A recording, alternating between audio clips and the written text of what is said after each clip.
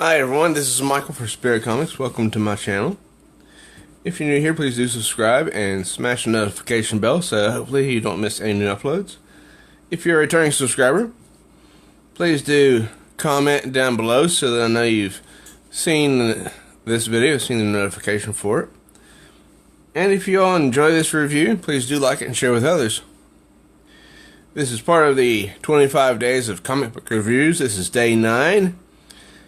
On the 9th day of Christmas, my true love gave to me a beautiful shade of blue for Unnatural issue 4. This is written and the artwork is done by Mirka Andolfo. I'm sorry, I cannot pronounce that. This ends the first story arc of the 12-issue series.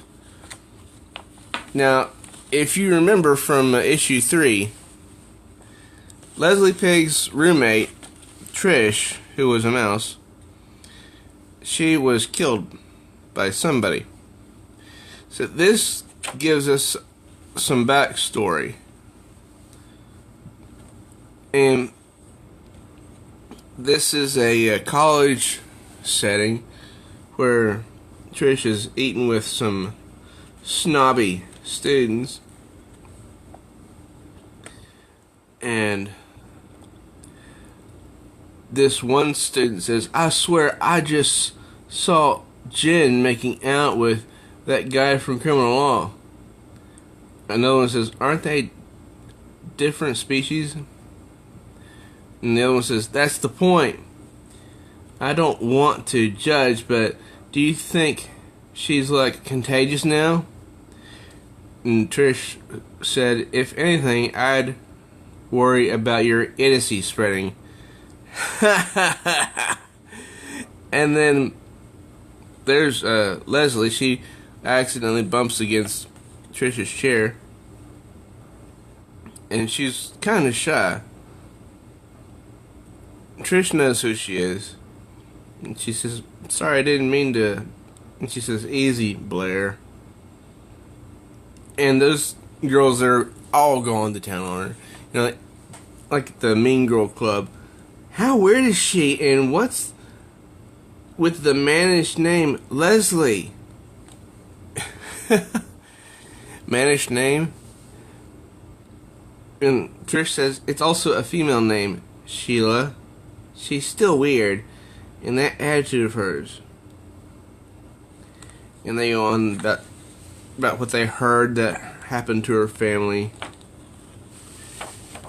And Trish takes a liking to her, so she follows her. And I love this. She says, "Hey, hey, anyone home in there?" She goes, "Hey! Walking while listening to music at full volume is really dangerous." So this shows how they came to know each other, sort of. Because Trish is very, I don't know, she's very outspoken, or was before she was killed anyway. And she asked her, Leslie that is, if she'd like to be a roommate because, you know, to share an apartment. I guess, you know, cut down on expenses since Trish is single. And Leslie is so shocked because she says, "This is like the 3rd time you've even talked to me. Why don't you ask your friends? I don't need your pity." "Well, you do have an attitude. I like it." And so, you know, over the page, they keep walking, and they, you know, get to know each other a little bit, but then it goes back to the present, because Leslie is down at her local police headquarters because she's suspected of killing Trish. And she says she thought she was on the day. I'm being framed. And of course, the investigators have no evidence against her, so they can't hold her. But they inform Leslie that they will be watching her. So over the page, this is Trish's funeral. And they, her friends and family are all mourning her loss. And Derek, her friend, is standing there with her under the tree, asking, don't you want to get closer to this? And she says, no. Word travels fast, and they all know I'm a suspect. Well, that's true in my town as well. Word does travel fast. She says, I didn't even get to say goodbye. Just like with my dad, everyone I love ends up dead. Maybe you should let me go, Derek. Probably safer that way. And if you remember from issue 3, he's the one who showed up with the police.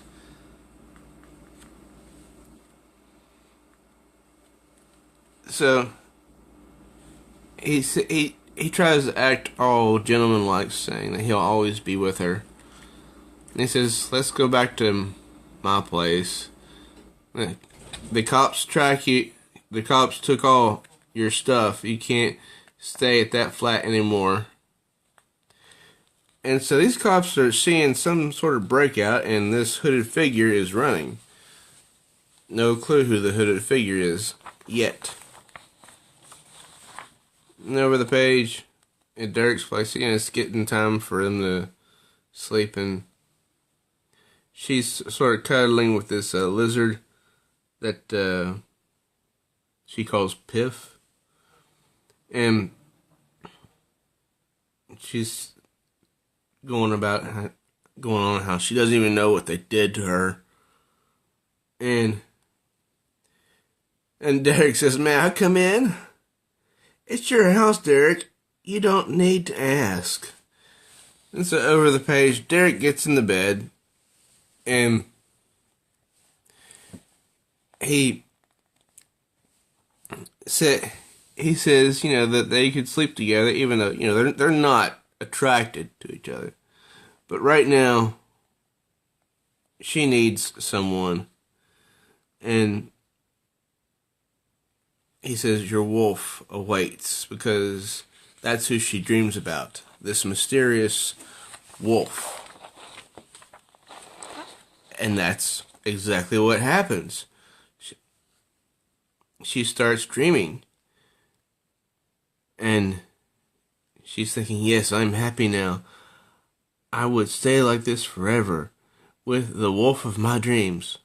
Wait a minute. Everything's different. I can see every detail, hear my own breath. This isn't a dream. It's a memory. And then the weird white wolf calls her Bess and asks her if she's scared. She says, "No, my groom, I was born for this. You're different from the other brides. You will be hard to leave. It'll be hard to leave you." "Do we really have to do it?" she asks. "I'm sorry." Now, this does get a little bit gruesome, so I'm just going to warn you. The wolf chunks down into her neck. Because she is a plump pig. And I don't mean that in a rude way either. And she bolts up out of bed, grabbing her neck because she feels like she can't breathe. And in her memory or dream or whatever, she calls it a memory. She can remember the wolf chomping down on her flesh, gnawing at her. But she says, "You got one thing right. I am not like other brides." And she takes this really fancy dagger. She grabs it and shoves it right into him. And then she bolts right up out of bed again, I think. And Derek sees if she's okay, and she says, "Don't touch me." He wants to know what's wrong. The art is just beautiful. It's wonderful. And she remarks that, Trish was right. Her dreams aren't normal, and they're memories, Derek, memories from another life. So evidently she's experiencing some sort of reincarnation type memories, I guess. And Derek says, "That's crazy. You're not thinking straight. Blah blah blah. Let's get back to bed. A good night's sleep should sort this out." And he's trying to calm her down, that he's doing what a good friend should do. And it's almost like the spirit of the wolf overtook her. And she says, "You don't exist. Why should I listen to you, monster?" "Monster, me? I do exist. You bonded me to your soul so many lifetimes ago. Are you beginning to remember? You must trust me. There's no other choice. Otherwise, we both die." And then, over the page, she takes hold of Derek's hand and drags him. And she looks quite cute in her, her little bedtime outfit there. He says, "What are you doing?" I don't know, but we have to run. Derek, trust me." And he says, that he wants to, but he can't just run off because he doesn't even know what's happening. And then she grabs him by the throat. "You! Let us pass, traitor." And she doesn't know why she reacted that way. And she says, "I'm sorry, I didn't mean I didn't mean that. You're only one I can trust." And then Derek comes out, and he, does the face palm and says, "I'm not a traitor. They didn't give me a choice." "What are you talking about?" And he's referring to Jones, the person that Leslie was supposed to go out with in the previous issue. And Derek goes on about, how after her date, or what they thought was her date, some people contacted him, and they knew all about Leslie. And they knew about her dreams, how they were so wild and intense, and threatened to ruin Derek's life if he didn't spy on Leslie. And then he says, then his boyfriend, Max, disappeared. He believes that the weird group took his boyfriend away. And he doesn't know who these people are. He says it's too late, they're watching us. Max is probably dead. Now that you found me out, we won't be far behind. And so he tries to apologize again about how he's so sorry about what he did, and then bang, Derek's shot, and it's the guy who she was supposed to go out with in the previous issue, but she figured out he was a weird guy and got out of there real fast in issue 3.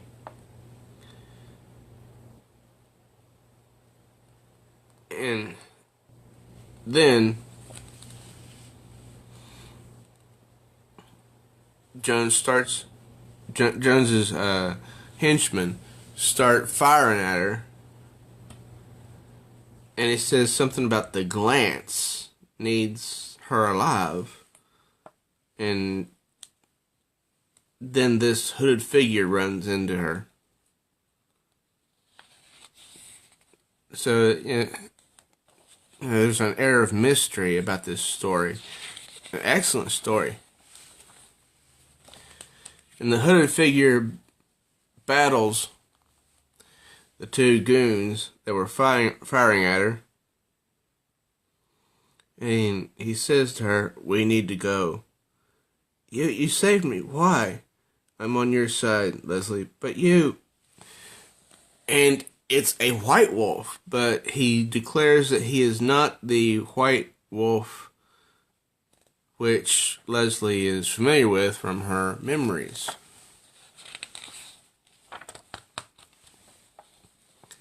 And then on the last page we see this organization called The Glance.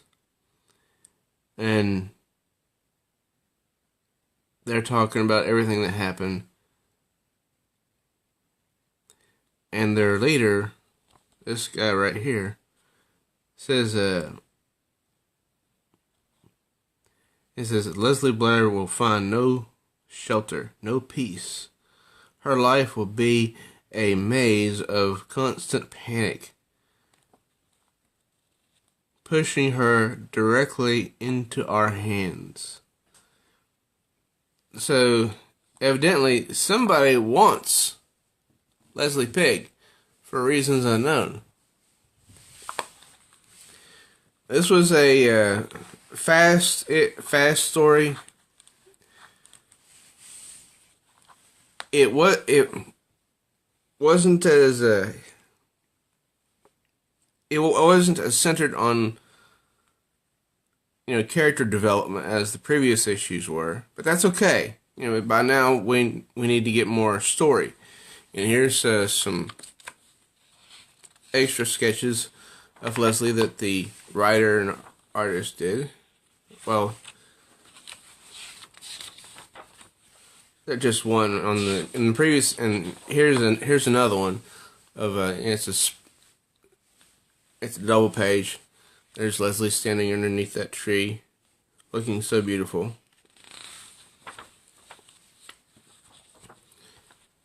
And this was a fast read, but I enjoyed it. I really did. I thought it was a really good story, and I would highly recommend this series. If you haven't started collecting it, you can get the first trade paperback in your local comic shop. Just go in there and ask them about it. Unnatural, Volume 1. So, what did you guys think about this issue? Did you buy it, and did you get it? Did you like it or dislike it? Let me know in the comments. Also, if you're new here, please do subscribe and, smash the notification bell so nobody misses, any uploads, hopefully. And if you're a returning subscriber, please do comment so I know that you have received the notifications for my videos, because that is very important. Alrighty, till next time, true readers, I am Michael for Spirit Comics.